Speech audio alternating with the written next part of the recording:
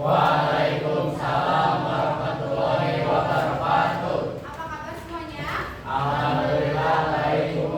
Oke. Nah, untuk pelajaran hari ini kita akan membahas tentang teks negosiasi.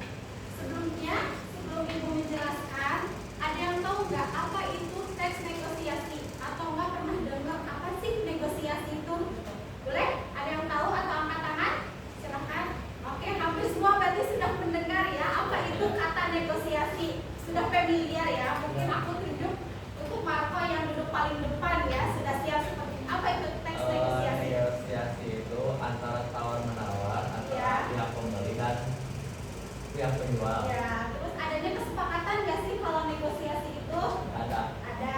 Nah, intinya ketika negosiasi itu tidak boleh egois ya. Jadi harus ada kesepakatan antara kedua belah pihak. Kalau contohnya dalam hal dagang gitu ya, ada tawar menawar atau enggak kesepakatan antara penjual dan pembeli.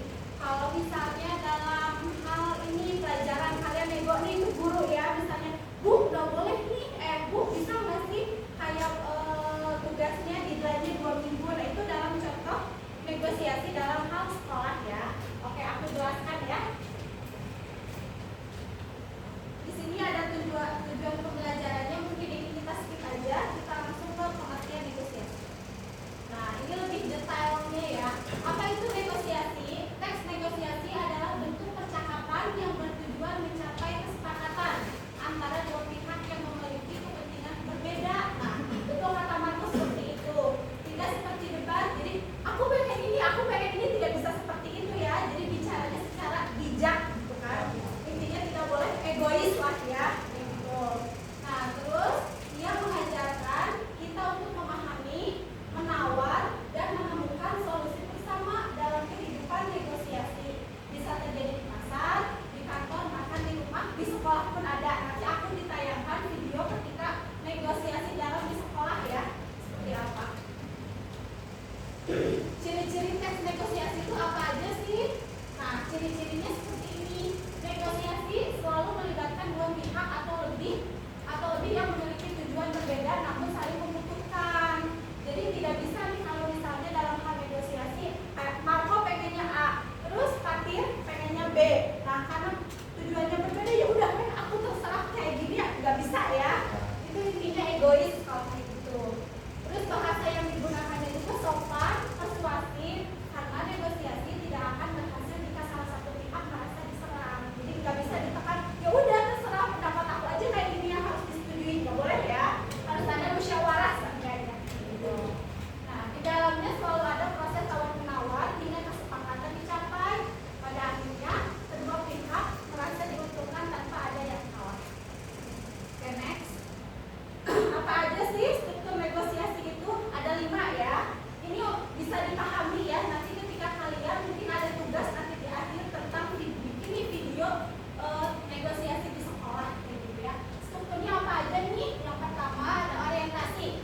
Orientasi itu apa? Yaitu pengenalan situasi dan pihak-pihak yang terlibat di antara pembeli atau penjual gitu ya. Terus permintaan, yaitu pihak pertama mengajukan keinginan atau penawaran.